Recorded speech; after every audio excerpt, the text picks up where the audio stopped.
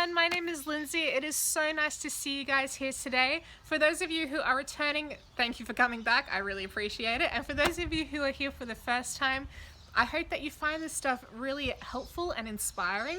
And if you do, I would encourage you to like it, subscribe, hit the notification bell so you can know when these videos come out, because I don't always do them at the exact same time every week. So it's good to have that notification bell to let you know as soon as it's ready. Yeah, I hope that you stick around and that you enjoyed this content. Now, for all of you guys, I just want to remind you, or tell you for the first time, that the purpose of this YouTube channel is discipling kingdom leaders. So if you feel like you're a Christian, you are a Christ follower, you want to follow him and be his disciple and learn from him and be his student, and you feel like that God has called you into some sort of leadership in your life, in your purpose, in your calling that he's given you, and that can be anything from leading like a large group of people as a pastor or anything, or just down to leading a single person to Jesus. We're all called to take the gospel into the world and make disciples of all nations. That's Matthew 28 verses 18 to 20. It says that in the Great Commission. So all of us are called to lead people to Jesus. We're all called to bring the gospel to the nations. And so you, whoever you are, God has called you to be a kingdom leader. And so if you're here and you're watching this, then this is for you. So I just wanted to encourage you in knowing who you are in Christ, that you have been given a purpose, and that, yeah, he's got a job for you to do, and you actually need to be equipped to do that. So I hope you stick around and that this is helpful for you. Now we're going to be looking at another kingdom leader in the Bible today, and she wasn't just a kingdom leader in God's greater kingdom, but she was a kingdom leader in the sense of being the queen of an entire empire. We're talking about Queen Esther today. I just want to chuck this in straight up. It's not over till it's over. The story of Esther, the book of Esther, is the story of a planned genocide for the entire group of Jews across the entire world, essentially, and Satan wanted to wipe them out. And yet there were things that were put into place that God said it's not over till it's over, and it completely flipped on its head. So let's have a look at what happened and what the process was. So we see, first of all, that from the plan of the genocide, when Haman said to the king, hey, there's this group of people that don't follow your laws, they do their own thing, how about we kill them? And the king was like, sure, let's do that, because he was drunk, essentially, when it was happening, and he wasn't thinking straight, and he didn't really care. So he signed off on this death decree to completely wipe out every Jewish man, woman, and little baby, and said, yep, let's kill them all, why not? And then a year later, that decree was supposed to take place. It says that that decree was written into law in the first month of the year, and that it was supposed to take place on a specific day in the 12th month of the year. So there's this 12-month span of time that the Jews were basically watching the clock and counting down to their very last day of life. That was what it was. It was just like this ticking clock of, oh yeah, we got one less day to live now. Can you imagine living through that for a whole year, where you're just waiting for that day when the king has decreed it's your day to die, and like literally millions of people are all in that boat together waiting for their day to die? That's where the Jewish nation was at this time. They were no longer a unified nation because they'd been taken off into exile, and they were scattered across 127 provinces of the Persian Empire. There was this 1 year time frame. That's what we're going to be spending most of our time in today here as we study. Now obviously there are other parts of time at the beginning of the book of Esther that we're not looking into. We're not really going into the part where Esther comes into the palace and, you know, she's becoming the queen or anything like that. We don't need to go into that. Plenty of people go into that. Today we're going to be talking about the genocide and how it didn't end up taking place. So first of all, I'd like to just look at both Esther and Mordecai. Now, we typically think of the story of Esther as just being about Esther herself, but there's actually a whole heap that Mordecai is involved in. So Mordecai is technically Esther's cousin, yet he's old enough to be a father figure, so she calls him Uncle Mordecai in the story, essentially. But he's her cousin. Her parents died, so she was an orphan. She was taken in by her cousin, who treats her like his own daughter. And not only that, but he actually works as a scribe at the palace where the king lives for most of the year. So he's there and he's around politics on a daily basis. He is quite politically savvy. He has got the skills necessary to be involved in this kind of story. He's there, he's a scribe, he's working with, political mandates all of the time. And yeah, he's just constantly in that environment. He's basically a lawyer of some description, or a politician in today's vernacular. So he's got those skills, and it just so happens that it's his cousin, his niece, that is the beautiful young virgin who was taken off to the king, and she has all this favor from God and from people and from the king and everyone, and so she becomes the favorite wife and queen to King Ahasuerus.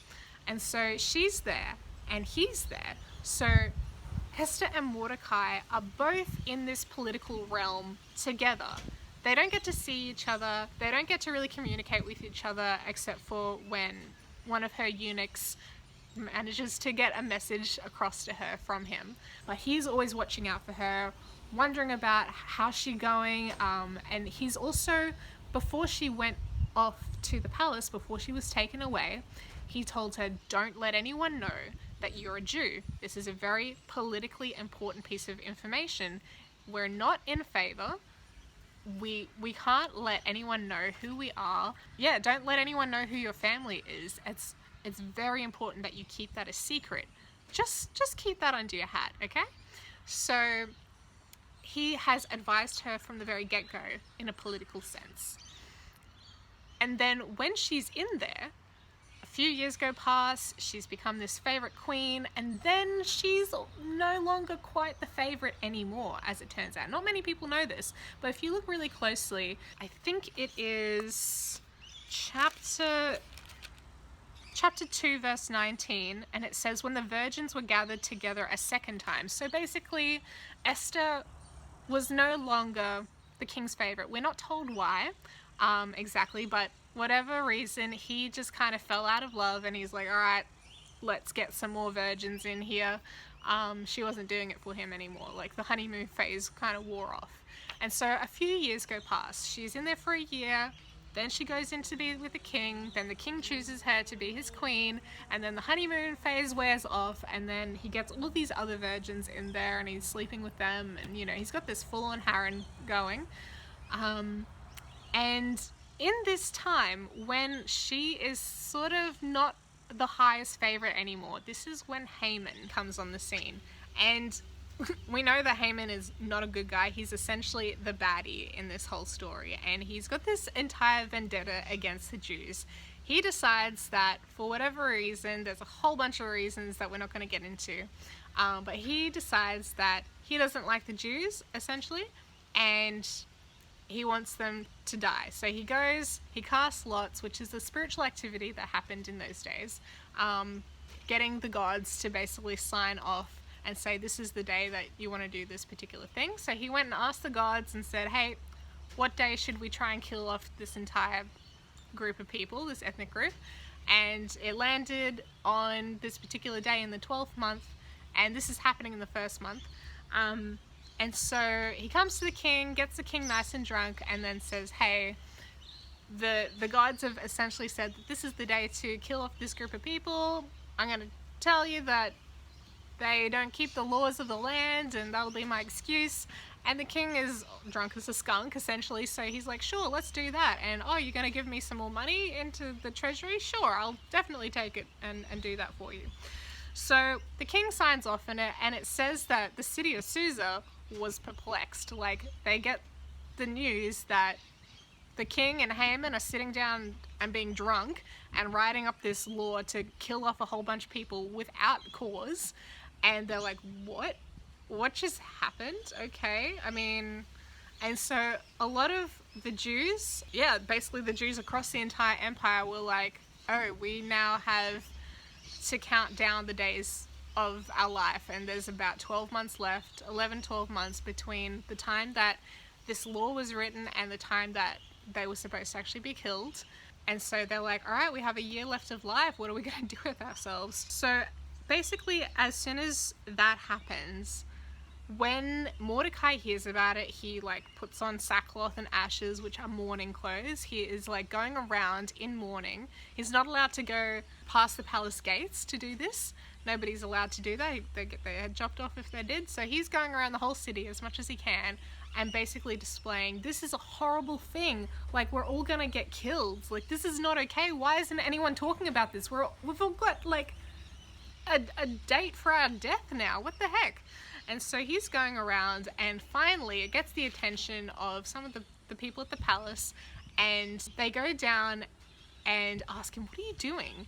And he says, give this message to Queen Esther, and he tells her, hey, look, this is what's going on in the kingdom, whether you knew it or not. Your husband is crazy, and he's just signed this death decree for all of us, including you. Like, this is going to affect you, Queen Esther, even though you haven't told anyone yet that you are a Jew. This will affect you. Somebody will find out. I promise. Like, you can't hide from this kind of stuff. So, because you're in this position of influence and favor and power and you know, the position that God has given you, essentially, to be close to the king, then it is your responsibility to take that position and use it to save all of our lives. If you possibly can, do whatever you can. You can't just sit back and relax and go, oh, I hope it doesn't affect me. Like, you actually have to stand up for people. And so Esther's like, what do you expect me to do? Like, I haven't been invited to go into, you know, sleep with the king for the past month. He's obviously got all these other girls that he's interested in now. What do you want me to do? I can't just waltz in there, because if I do, he can kill me unless he just decides to give me this golden scepter and I touch it and then I'm fine, I'm safe. Like, that's unheard of, essentially, that people actually can walk in uninvited to see the king and have a conversation with him. Like, even as his wife, as his favorite wife and the queen, she didn't have the power to just go and have a conversation with her husband. That's the kind of marriage this was. And so she's like, what do you want me to do? And he's like, look, you have to try. You have to do something, because if you don't try, we're all gonna die. You're gonna die anyway. You might as well make the best of your position and give it a shot. And so she's like, all right, well, I need all of the Jews to fast for 3 days. And fasting implies praying and having this crying out to God, as well as like not eating. And it's this thing where you're focusing and allowing your senses to be kind of sharpened by not having food and by communing with God and just preparing yourself for the thing that lies ahead that needs so much focus. And it's like, it's a life or death kind of situation. So she asks for solidarity. So Mordecai is like, sure, I can do that. If you're gonna go and risk your head by walking in with the king, I'm sure that the rest of us can just not eat for 3 days as well. So Esther and her servants, her maids, they all don't eat for 3 days. And then at the same time, all the Jews in the city are not eating, because they're like, you know, please let this work, whatever's gonna happen. And so as she is praying and fasting for the next 3 days, she gets this idea. Her husband likes to drink, and so she knows him pretty well. She's been married to him for a few years now, and she decides, all right, when I go in there, I'm going to ask him, hey, do you want to have a party? Like, what else is gonna get him in a good mood to give me what I want, essentially? So she goes in there, and he holds out the scepter. She's fine, she's safe, she has the favor of the king, and the king asks, hey, what can I do for you? I'll give you up to half the kingdom. And she's like, no, I don't want the half the kingdom. How about you just come and have a party with me? Like, we haven't hung out for a month now, so how about you and Haman come and we'll hang out? And so he's like, sure, I'll go and have a drinking party with you anytime. So they go and have the party. I think it's that day that she's already got prepared. And it says it's called the Banquet of Wine. Like, it's definitely a drinking party for the king, and he's like keen. And Haman also has a drinking buddy. He's like, I love me some wine, let's get into it. So they have a drinking party with the queen. I'm pretty sure the queen probably wasn't drinking at this point. That's just me. She probably had a sip here or there, but I think she was like, let's stay focused on the plan here, okay? Now, I think she did a really wise thing. When the king was merry and had his wine, he asked, all right, I've come and had your wine, what do you want from me? And she's like, if you're cool with it, how about you come back again tomorrow, we'll have another party, and I'll let you know then. So she's not just diving straight in and saying, hey, look, there's this terrible thing happening. She's like buttering him up, sweetening him up, saying, hey, do you want more food and drink? Like, the way to a man's heart apparently is through his belly. That's what I keep getting told. And it seems to be working with the king. So she does, you know, what she knows best is wise, and she's working with what she's got. She knows the king's personality, she knows what he likes, she knows what's going to work with him. And so she kind of just eases in to the situation. She's like, okay, we got through the first party, and it went well, he wants to come back tomorrow, maybe I'll try then. So she has them come back again, and we'll get back to that in a little bit. But I really wanted to point out a few things about Esther. God called her to the palace, which a lot of us, if we feel like God's calling us to a palace, we're like, yay, God's obviously, you know, promoting me so that I can live this life of luxury. No, that's not the point. For Esther, like, she lived a life of luxury for sure. She was given beauty treatments for a year straight. That was her job, just to get beauty treatments. Can you imagine going to the spa every day for a year and that is your literal job in life? I'll take that, please. But God didn't call her there just so she could get beauty treatments forever and ever. Like, she got that, she got to be dripping in jewels and wear the finest, you know, clothes and all that kind of stuff and be the favorite and the queen. So she had all of these wonderful things, but God didn't call her to the palace for that purpose. He set her in that place. He gave her the favor that she needed, the influence that she needed with the king, and with everyone else around her. She was literally everyone's favorite. She was the favorite of the eunuch in charge of all the virgins, and then she was favorite with everyone else. Like, everyone loved Esther. They thought that she was the best. And so God gave her this special supernatural favor with people so that he could use that favor, that influence with those people down the track. So a few years go past, and now she's in this position. She's very well established, and she walks in wearing her royal clothes because she knows exactly who she is. After she's fasted for those 3 days, she walks into the royal palace of the king wearing her royal clothes. She's not coming in sackcloth and ashes. She's not coming in commoner's clothes that she grew up in. She's not coming in any of those ways. She's coming in her full authority and her identity now. Like, God has placed her in this position to be the queen, so she's coming in as the queen. And so she's using everything that God has given her to have the most influence for this very crucial time in history, essentially. So, yeah, he didn't call her to the palace so she could live in luxury, but instead so that her favor with the king, which was her influence, could save the Jews. God planted her there. Now, it's really important to see the connection between Esther and Mordecai. Esther and Mordecai were related. He was her cousin technically, but acted as her uncle, acted as her father figure, and was very politically savvy. So they're both in this political realm together. He informed her twice. So the first time, he told her about the threat on the king's life, which meant that later down the track he was in the king's good books because, you know, he had done this thing that saved his life. It showed that he was an honorable person and that he cared about the king. And then the second time, he's like telling Esther, hey, I need you to work on the behalf of all of the Jewish people in the whole wide world, essentially. So without Mordecai in Esther's life, in Esther's sphere of influence, she wouldn't have been able to save her husband's life, and she wouldn't have been able to save the lives of all these other people. She wouldn't have thought that she had any power in the situation. She may not have even heard the political news. Like, she was living in the palace, but that doesn't mean that she knows what all the politics are going on about. Like, I don't take a lot of interest in the politics. A lot of people don't. Even if it's right under your nose, sometimes you're just not paying attention to it or how it impacts you.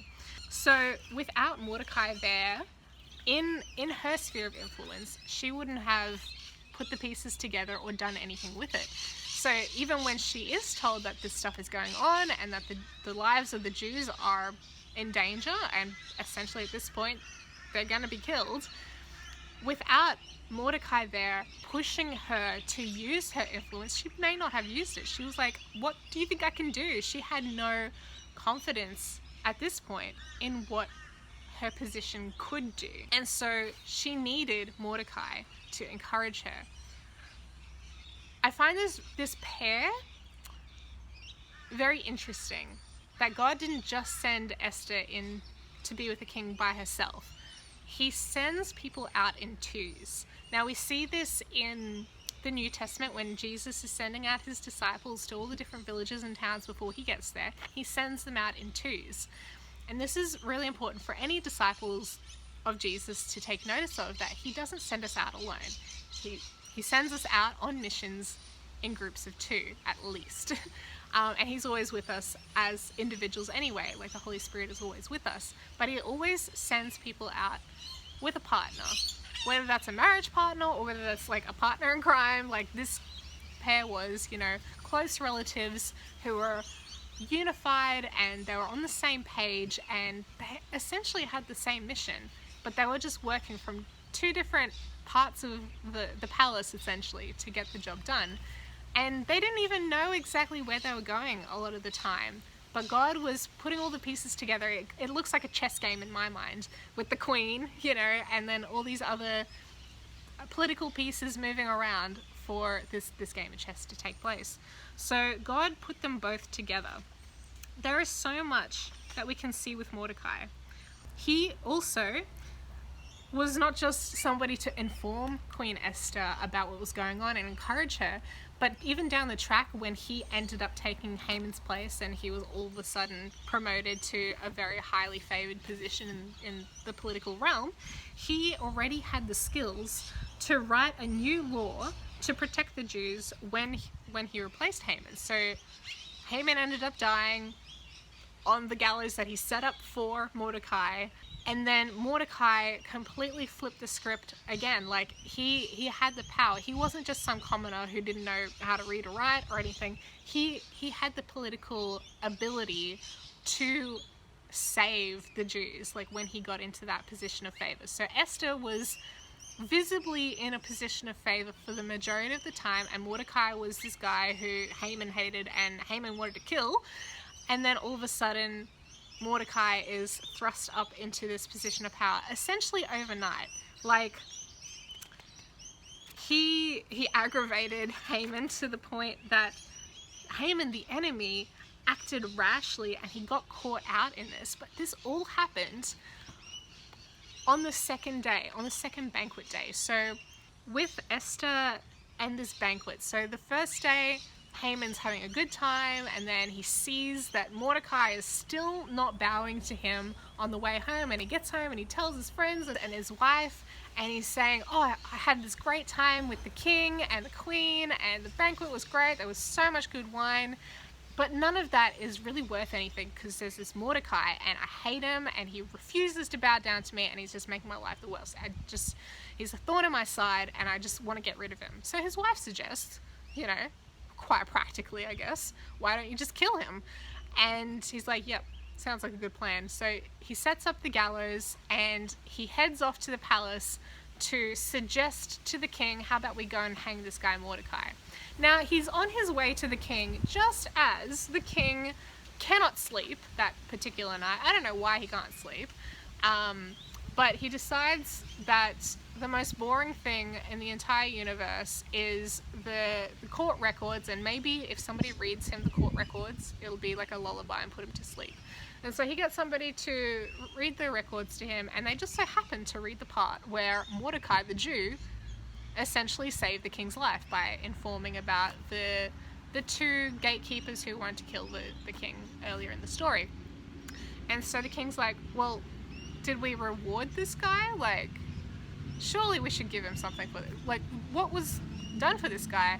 And so the person reading the records is like, nothing. It doesn't say anything was done. It's like, oh, what should I do for this person? Who of my counselors is here at like 2 a.m. It doesn't say it's 2 a.m., but I'm guessing it's 2 or 3 o'clock in the morning, and Haman's there ready to, tell the king, I want to kill this guy. And so the king asks, who's here? And they say, oh, Haman's here. So Haman gets brought in. The king asks, what should I do for the man that the king delights to honor? And Haman's like, oh, he's obviously talking about me because I'm the best. Whew, what a guy. And he's like, oh, you know what I would love for you to do for the guy that you delight to honor? You should do this, this, and this. And the king's like, yeah, that sounds great, actually. How about you go and do everything you've just said to Mordecai the Jew? And Haman's like, oh, okay. Well, I'll talk to you about the thing I came to talk to you about some other time, okay? All right. And so he goes out there and he parades Mordecai around on the king's horse that the king has ridden, in the king's robe, in like the royal clothes and all these kinds of things, and shouts to all the people in the city that this is what the king does to the man that he delights to honor. And then he goes home from that with his tail between his legs, and he's like, oh my gosh, wife, this is what just happened to me. And so his wife and his friends are like, ooh, if this Mordecai is a Jew and you're beginning to fall before him, then you got no chance, bro. And so as they're saying this rather superstitious thing that, hey, if the guy is a Jew, then you've got no chance against him, and this is who is being elevated above you, like, good luck. As they're saying this rather ominous thing, the eunuchs come to take him to this banquet with the king and the queen, and he's like, what a day, man. And so he gets taken now from this humiliating event for himself back into this banquet with the king and the queen. And it only gets worse for Haman at that point, because essentially at the end of the banquet, the king is nice and happy, Haman's trying to be happy, and the king's like, all right, woman, what do you want from me? Like, we've had these 2 banquets. What do you want? And so she goes into pleading mode, and she's like, I would have held my tongue if it was about anything else, but my entire ethnic group is doomed to die, and the king's furious, like, you're my favorite wife. Who would do this to you and your entire ethnic group? And she's like, it's Haman right there. He's like an evil dude. And so the king gets furious, and to restrain himself, he goes for a walk in the garden.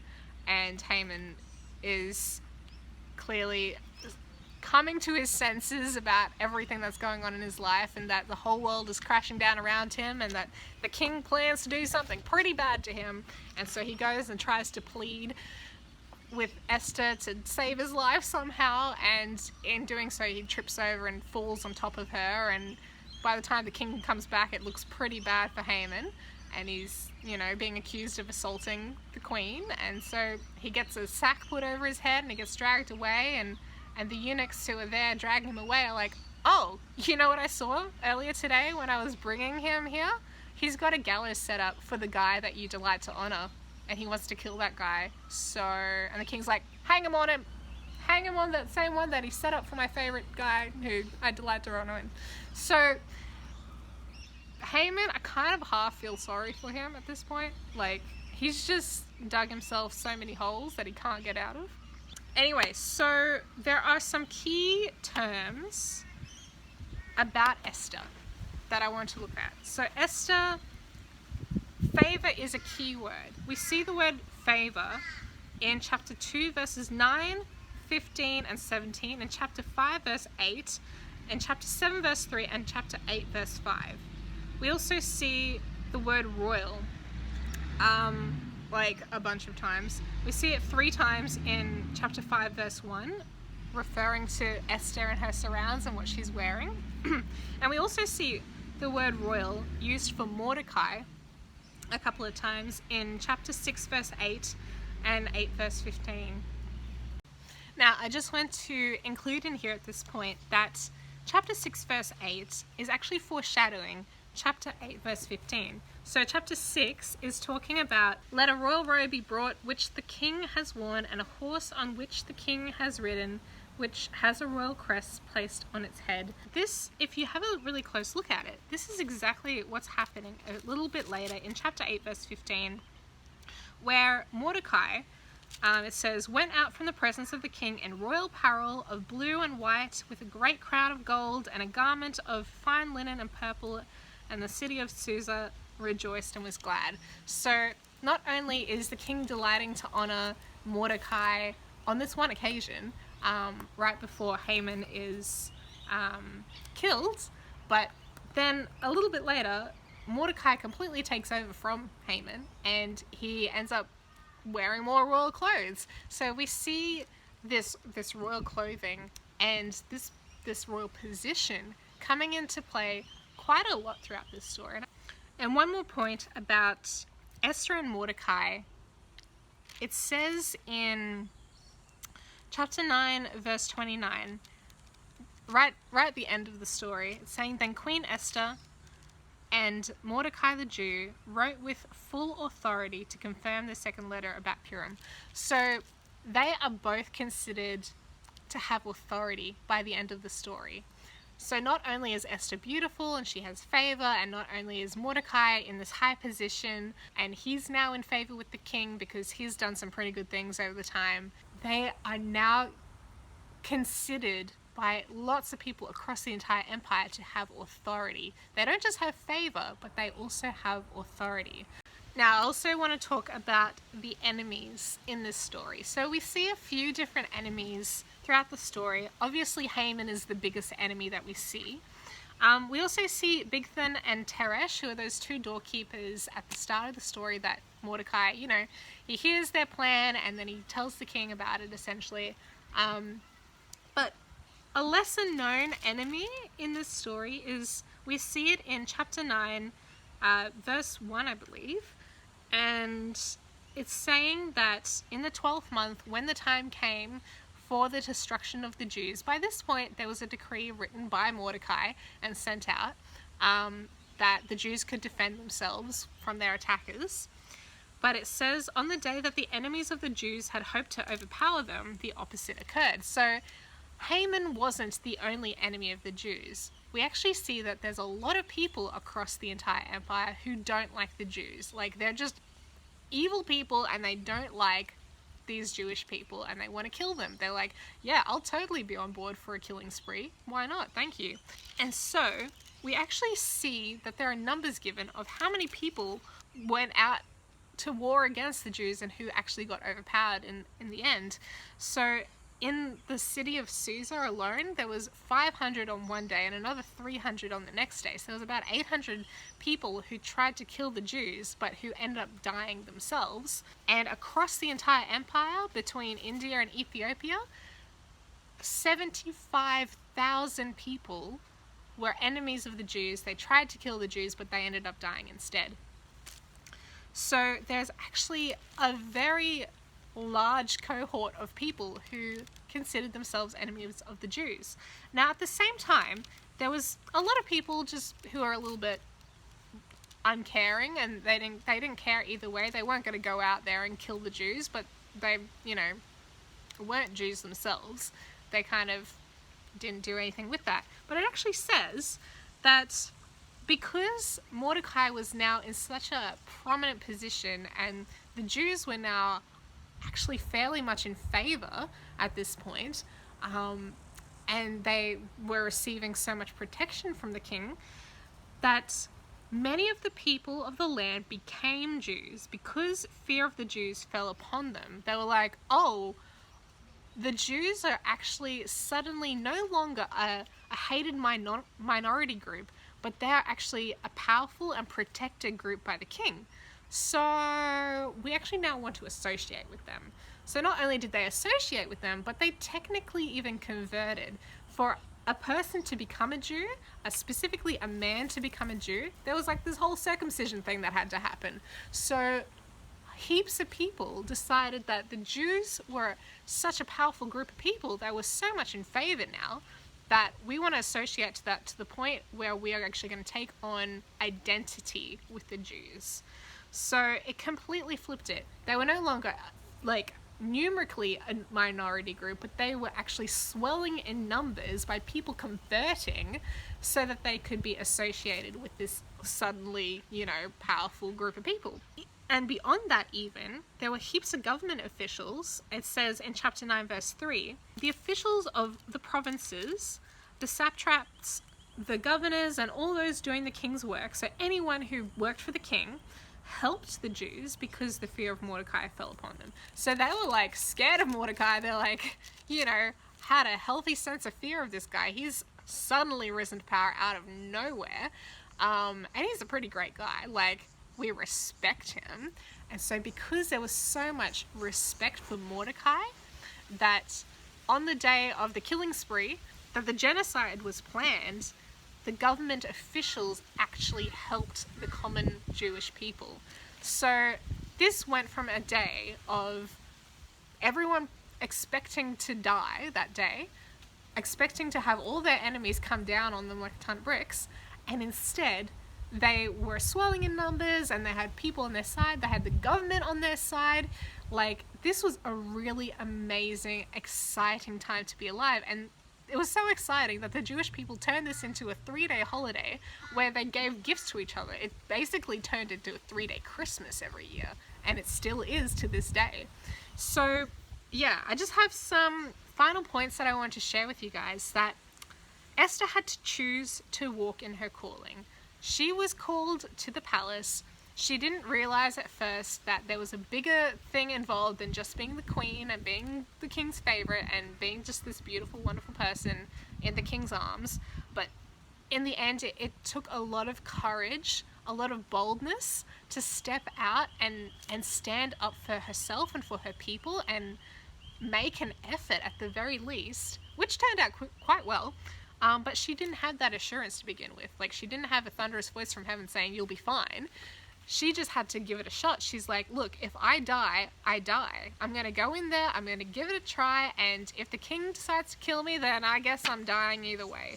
So she fully put her life on the line, and that took a decision. She had to choose to do that. When you don't make a decision, you're allowing people to do things to you, or you're allowing the enemy to take the upper hand. But each of us have been given power from God to take initiative, to stand up and to do something. And so Esther stood up and she did something, and it turned out really well. And I really encourage you guys to be encouraged by her example, that standing up and trying often actually works. You don't get anything unless you ask for it a lot of the time. So another thing is that Mordecai, he used his skills, of his influence, and even his stubborn defiance of corrupt authority. So he was stubbornly defying Haman the entire time. He was like, I am not going to bow down to you. You are not my God and you are not my king, so I'm not bowing down to you. Good luck. And because of this, because he stuck to his guns, and he basically stuck to his authentic beliefs, and he didn't waver, this actually aggravated the enemy to the point where he was at risk of losing his life even sooner than the rest of the Jews. But because of that, it actually tripped up Haman in the middle of his plans, and Haman ended up dying. So it's really important that each of us, if we find ourselves in a position where standing up for what we believe in and standing up for what God has called us to do, like the values that he has given us to live up to, if that means that we're going to aggravate authority in the world of any description, to the point that we're even more likely to get, a mark on our forehead, they're going to try to attack us even more, we are called to do that anyway. And doing so can sometimes even trip up the enemy so that it works in our favor. Like, God does all sorts of cool and amazing things in all sorts of cool, crazy kind of ways. So Mordecai, he used his skills as a politician, he used his influence with Esther and the people around him, he used his stubborn defiance and his personal beliefs and sticking to his guns, and all of these worked together for the greater good, for what God was calling them both to accomplish in this time. All of this ended up saving the entire Jewish nation. God chose both of them. He used even the death of Esther's parents so that Esther would be adopted by Mordecai and have this much closer connection with Mordecai as a father, without it looking like she was actually closely related to him when she was taken to the palace. So God even used this horrible thing that she was now an orphan to be adopted into her cousin's family and to have this close relationship with him, so that he would have this influence over her life, so that she might have come from a common family that didn't work in the palace originally, but now she was in this family of politicians and ended up working in this political sphere. So God used both of them. He connected them. He gave them both positions, grace, favor, skills, influence, and everything that they needed for the place that he was taking them, for the purpose that he had for the both of them. So I just really want to encourage all of you guys, no matter what you are facing in life right now, whether you are finding yourself in a position of being elevated all of a sudden to a position of luxury or of high position of authority, of influence around people, that's not just for you, okay? You need to keep this in mind, that God has placed you in this position for something. You don't know what impact that's going to have down the track. You don't know what you're going to be called to down the track. I don't know what I'm going to be called to down the track, and it's a little bit daunting to think about it, but God's told me, hey, you don't have to have any trepidation, any fear, any worry for the future. God has given you everything you needed. He has given you empowerment. He has given you boldness. He has given you strength. He's given you grace. He's given you everything that you need in abundance for when you need it. And so if you find yourself in a great place right now, that's awesome. Be mindful that you have a responsibility that comes along with that. And if you find yourself in the middle of persecution of any degree, then know that you need to stick to your guns. You need to stay in that close relationship with Jesus, because by sticking to your guns, you don't know, you might even trip up the enemy and his plans, okay? Just like Mordecai did. And I just want to remind you that you don't know whether you have come to the kingdom for such a time as this. You don't know what God has called you to right now, unless he's like actually told you step by step what's going to happen. That doesn't happen for most of us, but you never know. God might have called you to whatever kingdom, whatever sphere of influence that you have for such a time as this. So yeah, I just wanted to encourage you guys that, hey, it's not over till it's over. Whatever is in front of you, whether it looks like you have a death decree, like literally coming against you in life, or anything along those lines, God can change it around. If he has called you to be that person of influence, then step into that. I just want to chuck this in there, that I've heard some people who are like born into first world countries, like I am, who feel guilty about the level of privilege that they have in their life.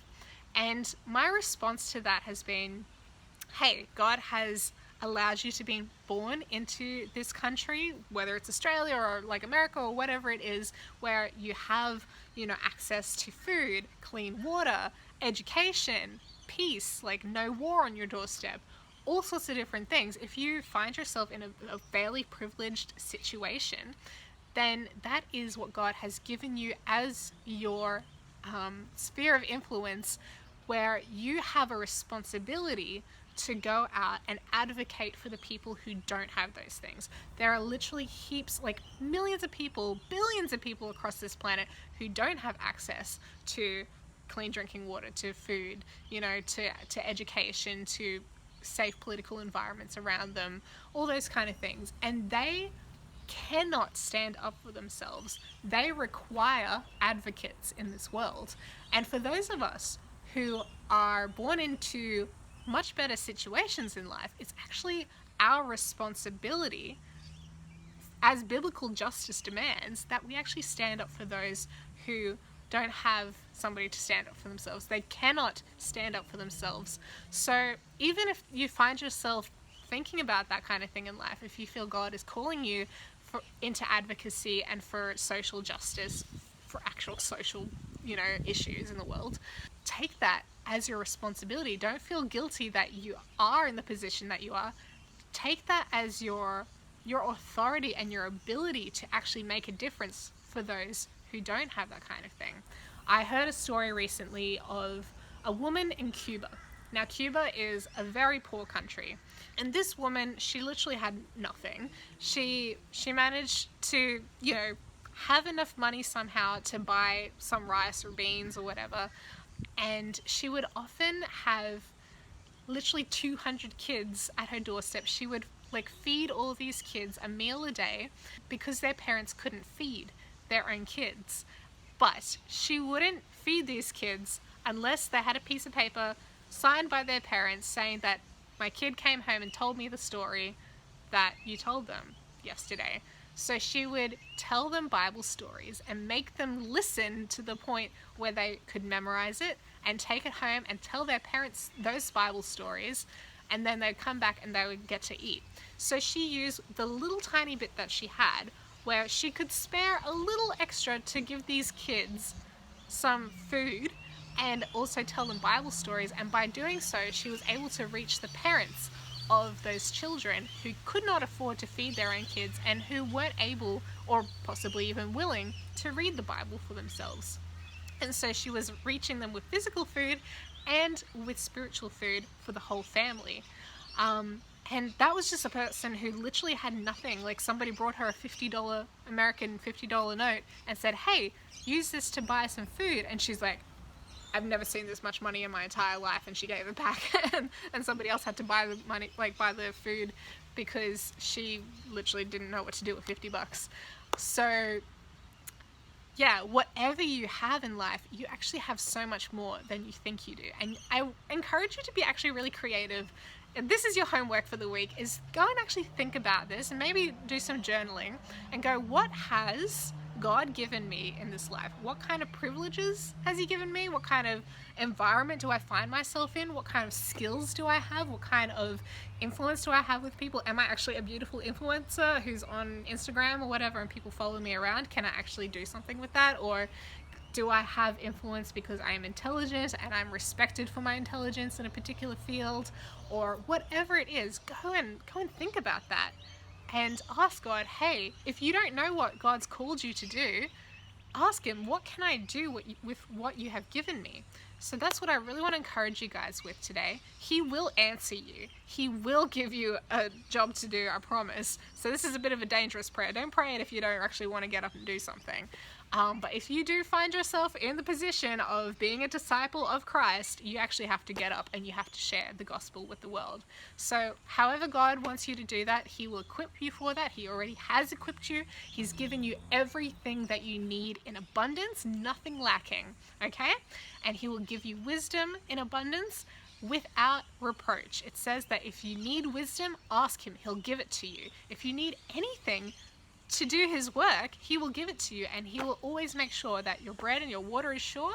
You don't have anything to worry about for your physical needs. He's got it for you, okay guys? So I will see you guys next Friday. Go and do your homework. All right, I'll see you then. Bye.